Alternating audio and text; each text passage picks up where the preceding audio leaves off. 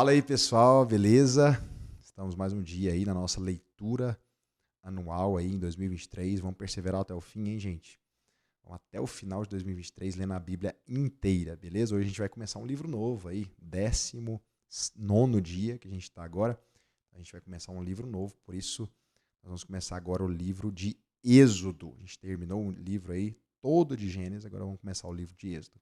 Se você tá animado, né? Se você tá conseguindo perseverar aí, comenta aí embaixo como é que está sendo para você esses dias de leitura da Bíblia. Para mim está sendo muito bom compartilhar isso com vocês também. E vamos, sem mais enrolação, vamos aí para Gênesis 1. Nós vamos ler hoje, Êxodo 1. Nós vamos ler do capítulo 1 até o capítulo 4. Então abre aí sua Bíblia em Êxodo 1, lembrando que eu estou lendo a versão aqui NVI, se você quiser acompanhar nessa versão, fica à vontade, beleza? Então, Êxodo 1 diz assim: São estes, pois, os nomes dos filhos de Israel que entraram com Jacó no Egito, cada um com a sua respectiva família: Ruben, Simeão, Levi e Judá, Issacar, Zebulon e Benjamim, Dan, Naftali, Gade e Azer. Ao todo, os descendentes de Jacó eram 70. José, porém, já se encontrava no Egito. Ora, morreram José, todos seus irmãos e toda aquela geração. Os israelitas, porém, eram férteis, proliferavam, tornaram-se numerosos e fortaleceram-se muito, tanto que encheram o país. A promessa aí de Deus lá em Abraão, a gente viu isso lá em Gênesis, que a geração, né, os descendentes de Abraão seriam numerosos. E a gente vê aqui essa promessa, né, começando a se cumprir aí. Versículo 8 diz: Então subiu ao trono do Egito um novo rei que nada sabia sobre José. Provavelmente, a Bíblia não diz, mas a história diz que pode ser Ramsés II, tá? Faraó Ramsés II. Disse ele ao seu povo: Vejam, o povo israelita é agora numeroso e mais forte que nós. Temos que agir com astúcia para que não se tornem ainda mais numerosos e, no caso de guerra, aliem-se aos nossos inimigos, lutem contra nós e fujam do país. Estabeleceram, pois, sobre eles chefes de trabalhos forçados para os oprimir com tarefas pesadas, e assim os israelitas construíram para o faraó as cidades celeiros de Pitom e Ramsés. Todavia, quanto mais eram oprimidos, mais numerosos se tornavam e mais se espalhavam. Por isso, os egípcios passaram a temer os israelitas. Né? Então, tinham medo dos egípcios em relação aos israelitas, deles crescerem demais e até subjugarem a nação deles. Versículo 12, versículo 13. E os sujeitaram a cruel escravidão. Tornaram-lhes a vida amarga, impondo-lhes a árdua tarefa de preparar o barro, fazer tijolos e executar todo tipo de trabalho agrícola. Em tudo os egípcios os sujeitavam a cruel escravidão. O rei do Egito ordenou às parteiras dos hebreus, que se chamavam Sifrá e Puá: Quando vocês ajudarem as hebreias a dar à luz, verifique se é menino, perdão. Se for menino, matem-no. Se for menina, deixem-na viver. Todavia as parteiras temeram a Deus e não obedeceram às ordens do rei do Egito, deixaram viver os meninos. Então o rei do Egito convocou as parteiras e lhes perguntou: Por que vocês fizeram isso? Por que deixaram viver os meninos? Responderam as parteiras do faraó: As mulheres hebreias não são como as egípcias, são cheias de vigor e dão à luz antes de chegarem às parteiras. Ou seja, era uma meia-verdade, né? E olha que interessante, versículo 20. Deus foi bondoso com as parteiras. E o povo ia se tornando ainda mais numeroso, cada vez mais forte. Por mais que elas mentiram, de certa forma, elas mentiram, ou pelo menos ocultaram parte da verdade, Deus mesmo assim as abençoou, visto que elas preservaram a vida. Então a gente vê aqui um Deus que é a favor da vida. Né? A gente tem muito debate hoje sobre aborto e tal. A gente vê que realmente Deus ele preserva a vida, né? Mesmo que aquelas parteiras talvez estando erradas, né, pelo fato de mentir, não falar totalmente a verdade ou não obedecer Faraó, né? Mas elas temiam a Deus e eram pela vida E isso agradou a Deus, né? De fato, Deus até abençoou as parteiras e o povo ia tornando-se ainda mais forte, ainda mais numeroso. Versículo 21, visto que as parteiras temeram a Deus, ele concedeu-lhes que tivessem as suas próprias famílias. Por isso, o faraó ordenou a todo o seu povo: lancem ao Nilo todo menino recém-nascido, mas deixem viver as meninas. Olha que crueldade, né? Todo menino que nascia era lançado vivo, recém-nascido, no rio Nilo. Êxodo capítulo 2, se você está acompanhando esse plano de leitura aí todos os dias com a gente, não esquece de compartilhar também, dá uma força aí no canal, curte esse vídeo, se inscreva e etc. Beleza? Chama um amigo seu, eu sei que é dia 19 já, mas dá aí para dar aquele empurrãozinho, para dar aquela alcançada aí, mesmo se você estiver atrasado no seu plano de leitura, não tem problema, o importante é perseverar. Capítulo 2 aí de Êxodo. Um homem da tribo de Levi casou-se com uma mulher da mesma tribo, e ela engravidou e deu à luz um filho. Vendo que era bonito, ela o escondeu por 3 meses. Quando já não podia mais escondê-lo, pegou o cesto feito de junco e o vedou com piche e betume, colocou nele o menino e deixou o cesto entre juncos à margem do Nilo. A gente vai ver lá no capítulo 11 de Hebreus que pela fé a mãe de Moisés o escondeu, vendo que o menino era formoso, sabendo que Deus tinha o poder ali de preservar a vida. Versículo 4, a irmã do menino, essa é Miriam, a irmã do menino ficou observando de longe para ver o que lhe aconteceria. A filha de Faraó descera ao Nilo para tomar banho. Enquanto isto, as suas servas andavam pela margem do rio, e isso viu o cesto entre os juncos e mandou sua criada apanhá-lo.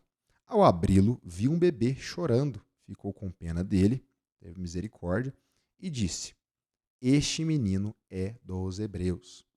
Então a irmã do menino aproximou-se e perguntou à filha de Faraó: a senhora quer que eu vá chamar uma mulher dos hebreus para amamentar e criar o menino? Quero, respondeu ela. E a moça foi chamar a mãe do menino. Então a filha de Faraó disse à mulher: leve este menino, amamente-o para mim, e eu lhe pagarei por isso. Olha que interessante. Acabou que no final a própria mãe cuidou do filho, né? Mesmo com aquele risco lá, colocando o filho num rio cheio de crocodilo, como era o Nilo antigamente, acabou que no final das contas a própria mãe cuidou do filho, né, e ainda recebeu por isso. A mulher levou o menino e o amamentou. Versículo 10. Tendo o menino crescido, ela o levou à filha de Faraó, que o adotou e lhe deu o nome de Moisés, dizendo: porque eu o tirei das águas. Então a gente sabe que o nome Moisés significa aquele que foi tirado das águas. Versículo 11. Certo dia, sendo Moisés já adulto, foi ao lugar onde estavam seus irmãos hebreus e descobriu como era pesado o trabalho que realizavam. Viu também um egípcio espancar um dos hebreus. Ou seja, Moisés, por mais que ele cresceu ali na influência do Egito, enfim, foi adotado pela filha de Faraó, ele tinha plena consciência que ele era um hebreu e até mesmo se identificava como um hebreu, né? A gente vai ver aqui que ele sentiu pena, ele ficou com compaixão ali daquele homem. Versículo 12. Correu o olhar por todos os lados, não vendo ninguém, matou o egípcio e o escondeu na areia. No dia seguinte saiu e viu 2 hebreus brigando. Então perguntou ao opressor: por que você está espancando seu companheiro? O homem respondeu: quem o nomeou líder e juiz sobre nós? Quer matar-me como matou o egípcio? Moisés teve medo e pensou: com certeza tudo já foi descoberto. Quando Faraó soube disso, procurou matar Moisés. Mas este fugiu e foi morar na terra de Midian. Ali assentou-se à beira de um poço. Quer dizer, Deus tinha um projeto para a vida de Moisés, para ele ser o libertador do povo. A gente não sabe se ele tinha consciência desse projeto, né? Eu creio que não, a Bíblia não diz sobre isso, mas ele tentou defender o povo dele da maneira errada, né?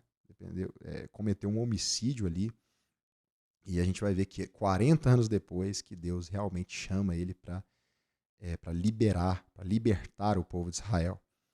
Vamos lá, versículo, ele fugiu então para o deserto, chegou à terra de Midian.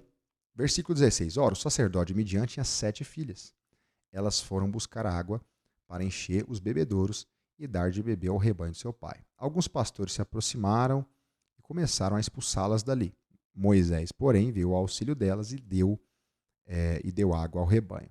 Quando as moças voltaram ao seu pai Reuel, este lhes perguntou: por que voltaram tão cedo hoje? Elas responderam: um egípcio defendeu-nos dos pastores e ainda tirou água do poço para nós e deu a beber ao rebanho. Onde está ele? Perguntou o pai a elas. Por que o deixaram lá? Convidem-no para comer conosco. Moisés aceitou e concordou também em morar na casa daquele homem. Este lhe deu por mulher sua filha Zípora. Ela deu à luz ao menino, a quem Moisés deu o nome de Gerson, dizendo: sou imigrante em terra estrangeira. Muito tempo depois morreu o rei do Egito. Os israelitas gemiam e clamavam debaixo da escravidão, e o seu clamor subiu até Deus. Isso é 40 anos depois, né? De um versículo para o outro, passou mais ou menos 40 anos, e o povo de Israel gemia, né? O seu clamor subiu até Deus. A gente vê que Deus ele faz tudo a partir de um clamor, de uma oração. E mesmo eu não sei se o povo de Israel tinha consciência que eles estavam orando a Deus, mas de alguma forma aquele clamor tocou o coração de Deus, subiu até Deus. Versículo 24: ouviu Deus o lamento deles e lembrou-se da aliança que fizera com Abraão, Isaque e Jacó. Eu comentei num desses dias aí que Deus ama lembrar da aliança dele, né? Acho que foi lá em Gênesis 6. E aqui é mais um momento desse, apesar de que Deus não se esquece de nada, ele é onisciente, mas a Bíblia diz que ele lembrou-se, né, da aliança que fizera com Abraão, Isaque e Jacó. Deus olhou para os israelitas e viu qual era a situação deles. Êxodo capítulo 3. Vamos lá, gente. Vamos lá. Vamos perseverar hoje até o capítulo 4 de Êxodo. A gente está começando falei Gênesis, né? Mas é Êxodo. A gente está começando esse livro hoje. E o nosso propósito aqui é ler a Bíblia inteira esse ano de 2023. Então, acompanha com a gente. Todo dia vai ter vídeo aqui, beleza? E acompanha aí que todos os dias a gente vai estar lendo a Bíblia aqui junto, beleza? Êxodo 3. Moisés pastoreava o rebanho do seu sogro Jetro, que era sacerdote de Midian. Um dia levou o rebanho para o outro lado do deserto e chegou a Horebe, o monte de Deus. Muito provável que Horebe é o mesmo monte Sinai, tá bom? É o mesmo monte com nomes diferentes, porém é o mesmo monte. Ali o anjo do Senhor, veja aqui, o anjo, né, do Senhor com A maiúsculo, provavelmente uma aparição de Cristo, quem sabe aí no Velho Testamento, a gente sabe que quando o anjo do Senhor, o anjo com A maiúsculo aparece, muitas vezes é uma aparição ali do próprio Jesus no Antigo Testamento, o Filho de Deus, que é chamado de o anjo do Senhor, o mensageiro do Senhor. Ali o anjo do Senhor lhe apareceu numa chama de fogo que saía no meio da sarça. Moisés viu que, embora a sarça estivesse em chamas, esta não era consumida pelo fogo. Que impressionante, pensou. Por que a sarça não se queima? Vou ver isso de perto. O Senhor viu que se aproximava para observar, então no meio da sarça Deus o chamou. Moisés, Moisés, eis-me aqui, respondeu ele. Então disse Deus, não se aproxime, tire as sandálias dos pés, pois o lugar em que você está é terra santa. Disse ainda, eu sou o Deus de seu pai, o Deus de Abraão, o Deus de Isaque e o Deus de Jacó. Então Moisés cobriu o rosto, pois teve medo de olhar para Deus. Diz o Senhor, de fato tenho visto a opressão sobre meu povo no Egito e também tenho escutado o seu clamor por causa dos seus feitores. E sei quanto eles estão sofrendo. Por isso, desci para livrá-lo das mãos dos egípcios e tirá-los daqui para uma terra boa e vasta, onde manam leite e mel, a terra dos cananeus, dos hititas, dos amorreus, dos ferezeus, dos heveus, dos jebuseus. Pois agora o clamor dos israelitas chegou até mim e tenho visto como os egípcios os oprimem, né? Vá, pois, agora, eu o envio ao faraó para tirar do Egito o meu povo, os israelitas. Moisés, porém, respondeu a Deus, quem sou eu para apresentar-me ao faraó e tirar os israelitas do Egito? O mesmo Moisés que anos atrás matou um israelita, um egípcio, porque oprimia alguém ali do seu país, né, um hebreu. Agora ele está do outro lado, né? Agora, anos atrás ele era como se diz, né? Ele era presunçoso, agora ele se faz de vítima, se faz de coitado. Quem sou eu? Moisés aqui já está com 80 anos, com certeza já estava com um plano aí de se aposentar, morrer, né? Uma velhice ali, tranquila, no meio do deserto, cuidando de ovelha. Por isso ele fala, Deus, quem sou eu para apresentar ao faraó e tirar os israelitas do Egito? Deus afirmou, eu estarei com você. Esta é a prova de que sou eu quem o envia. Quando você tirar o povo do Egito, vocês prestarão culto a Deus neste monte. Moisés perguntou, quando eu chegar diante dos israelitas e lhes disser, o Deus dos seus antepassados me enviou a vocês, e eles perguntarem, qual é o nome dele? Que lhe direi? Que lhes direi? Versículo 14, disse Deus a Moisés, eu sou o que sou. No hebraico, no original, é Yahvé, ou Javé, ou Jeová, né? Como alguns falam. De fato, ninguém sabe como é a pronúncia correta, porque esse nome ficou muitos anos sem ser pronunciado, porque as pessoas tinham até medo de pronunciar esse nome em vão, por isso, mas o fato é que esse nome significa eu sou o que sou. Em hebraico não tem vogais, né? Não tem letras vogais, por isso a pronúncia se perdeu, mas no original era semelhante às letras YHWH, por isso que a gente chama também de Yahvé, Javé ou Jeová, que significa eu sou o que sou. Esse é o nome talvez mais citado na Bíblia sobre Deus, né? Especialmente no Velho Testamento, é claro, é o nome mais repetido no Velho Testamento, se tratando da pessoa de Deus. Então Deus fala, eu sou o que sou. Ou seja, Deus não vai ser, né? Deus não foi, ele é o que é, ou seja, Deus ele não vive submetido ao tempo, ele é aquele que era, que é e que há de vir. E eu sou, traz consigo também uma amplitude de quem Deus é. Né? Eu sou 3 pontos, eu sou o que você precisa, eu sou sua bandeira, eu sou seu escudo, eu sou sua fortaleza, eu sou sua paz, enfim.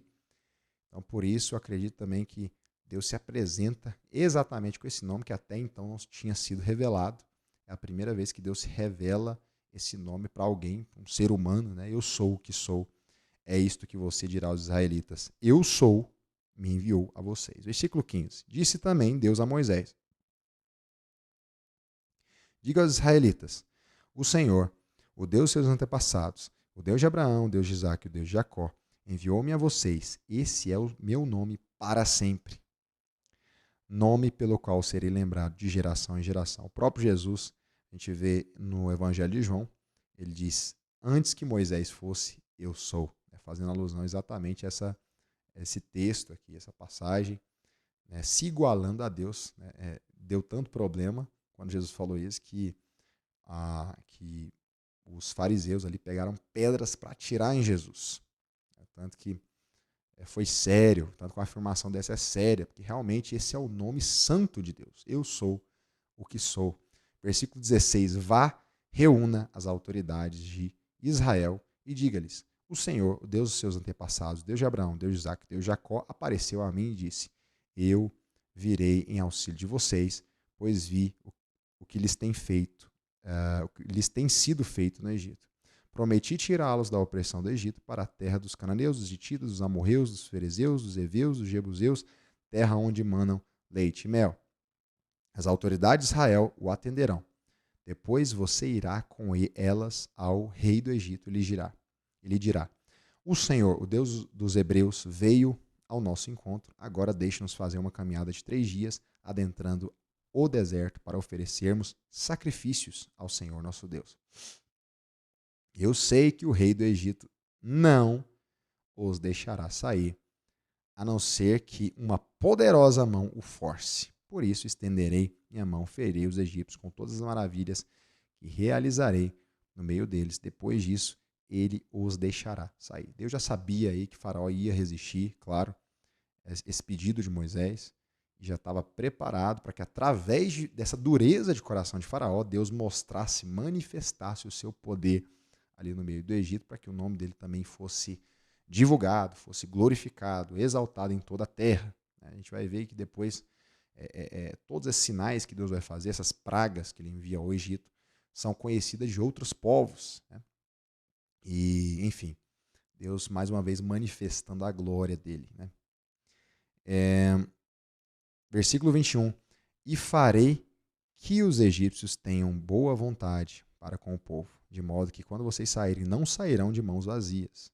Todos os israelitas pedirão às suas vizinhas, às mulheres que estiveram hospedando em casa, objetos de prata, de ouro, roupas que vocês porão em seus filhos, em suas filhas, assim vocês despojarão os egípcios. Ou seja, vocês vão sair, não vão sair de mão vazia, né? Vocês vão sair despojando os egípcios. Agora vamos para Êxodo capítulo 4. Seja muito bem-vindo mais uma vez. Se inscreva no canal para ficar por dentro. Todo dia a gente está lendo a Bíblia junto aqui nesse canal. E é isso aí. Vamos perseverar até o fim de 2023, todos os dias aqui lendo a Bíblia. Então, siga aí o plano de leitura bíblica. Se você está atrasado, volta aí na playlist, atualiza a sua leitura, leia a Bíblia com a gente, né? E não é um estudo bíblico, porém a gente está lendo e comentando alguma coisa, né, coisas que eu considero pertinentes aqui, importantes, a gente sempre está comentando também. Então vamos lá, sem mais enrolação, Êxodo 4, o último capítulo de hoje, diz assim: Moisés respondeu: e se eles não acreditarem em mim e nem quiserem me ouvir, e disserem, o Senhor não lhe apareceu? Então o Senhor lhe perguntou: que é isso na sua mão? Uma vara, respondeu ele. Disse o Senhor: joguem-a no chão. Moisés jogou-a no chão e ela se transformou numa serpente. Moisés fugia dela, mas o Senhor lhe disse: estende a mão e pegue-a pela cauda. Moisés estendeu a mão, pegou a serpente e esta se transformou numa vara em sua mão. E disse o Senhor: isto é para que eles acreditem que o Deus dos seus antepassados, o Deus de Abraão, o Deus de Isaac, o Deus de Jacó, apareceu a você. Disse-lhe mais o Senhor: coloque a mão no peito. Moisés obedeceu. Quando retirou, ela estava leprosa, parecia neve. Ordenou-lhe, pois, agora, coloque de novo a mão no peito. Moisés tornou a pôr a mão no peito, e quando ele tirou, ela estava novamente como o resto da sua pele. Dois sinais aí, né? Primeiro a vara se transformando em cobra, em serpente, e depois se transforma novamente em vara. Depois a mão de Moisés se tornando leprosa e depois voltando ao normal. Prosseguiu o Senhor, versículo 8. Prosseguiu o Senhor: se eles não acreditarem em você, nem derem atenção ao primeiro sinal miraculoso, acreditarão no segundo. E se ainda assim não acreditarem nesses dois sinais que lhe derem, e nem lhe derem ouvidos, tire um pouco de água do Nilo e derrame em terra seca. Quando você derramar essa água em terra seca, ela se transformará em sangue.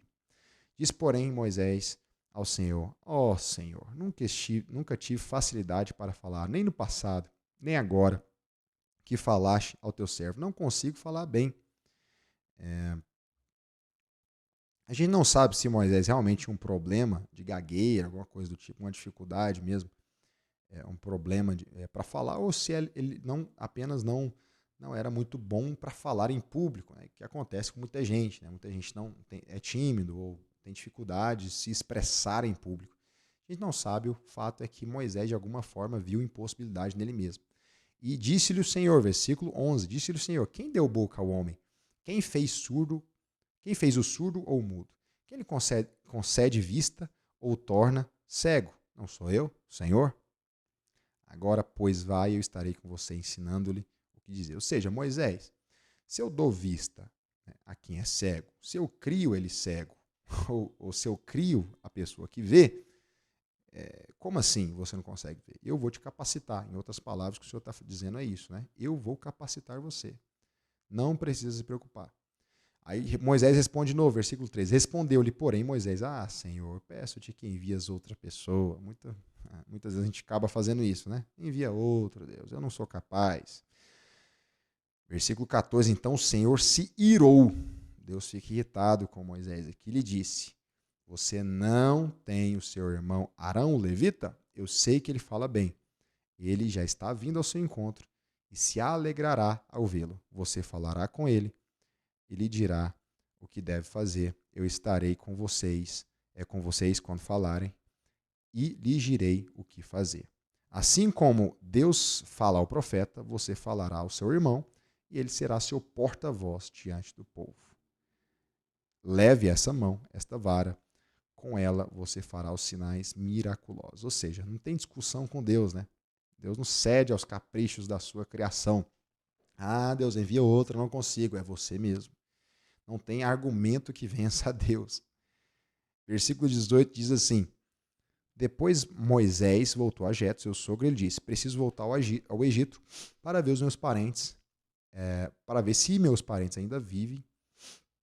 Jetro lhe respondeu: Vá em paz. Ora, o Senhor tinha dito a Moisés em Midian: Volte ao Egito, pois já morreram todos que procuravam matá-lo. Então Moisés levou sua mulher e seus filhos amontados num jumento e partiu de volta para o Egito. Levava na mão a vara de Deus. Agora não era mais a vara de Moisés, né? Aquela vara, essa vara aqui vai servir para muita coisa aí, muito milagre vai acontecer através dela. Então quer dizer que Deus usa até mesmo as coisas mais insignificantes que estão na nossa mão servem para ser instrumento diante de Deus, né? Para a glória dele. Versículo 21. Disse mais o Senhor a Moisés: Quando você voltar ao Egito, tenha o cuidado de fazer diante de Faraó todas as maravilhas que concedi a você o poder de realizar. Mas eu vou endurecer o coração dele. Deus já está avisando ele: eu vou endurecer o coração dele para não deixar o povo ir. Versículo 22. Depois diga a Faraó que assim diz o Senhor: Israel é meu primeiro filho. E eu já lhe disse que deixe o meu filho ir para prestar-me culto, mas você não quis deixá-lo ir, por isso matarei o seu primeiro filho. Essa é a última praga, mas Deus já está aqui se antecipando e dizendo o seguinte: se você falar para Moisés, para Faraó, e mesmo assim ele não te escutar, você vai dizer essas palavras que Deus tiraria o único filho dele também. Numa hospedaria, 24, numa hospedaria ao longo do caminho, o Senhor foi ao encontro de Moisés e procurou matá-lo. Ué, como assim, né? Deus acabou de chamar Moisés para uma missão, agora procura matá-lo? Que coisa! Esse versículo, esse texto aqui é um pouco meio obscuro mesmo. Mas, versículo 25, vamos continuar lendo. Mas Zípora pegou uma pedra afiada, cortou o prepúcio do seu filho e tocou os pés de Moisés e disse: Você é para mim um marido de sangue. Ela disse marido de sangue, referindo-se à circuncisão. Nessa ocasião, o Senhor o deixou. Ou seja, Deus é fiel com a sua aliança. A circuncisão ali era um símbolo da aliança que Deus fez lá com Abraão. Vocês lembram? Lá com Abraão. Se eu não me engano, Gênesis 18, não lembro se é isso. Mas Moisés não tinha circuncidado os seus filhos. O seu filho, especialmente aqui esse primogênito.